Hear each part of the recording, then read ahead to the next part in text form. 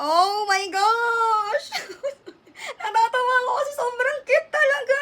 Sobrang cute. My gosh, this is a sleepwear. Ayan, kung mapapansin nyo, very, very cute siya at sobrang comfy. Look at the closer look. Ayan kasi yung fabric niya, oh, velvety fabric siya, kaya ang sarap sa balat. Very, very, very presko sa balat. Kaya naman kung gusto mong maging cutesy at very comfortable ang pantulog mo, well, eto na yun talaga. Sobrang ganda ng quality at very affordable lang ang presyo niya. Actually, pang adult ito. Pero sa tingin ko, pwedeng-pwede ito sa mga teenage na mga bagets natin. So, malamang ibibigay ko ito sa mga bata kasi hindi naman ako masyadong nagaganito. Pero sobrang cute lang talaga. Sobrang nakitan lang talaga ako sa details. Ayan ang details niya.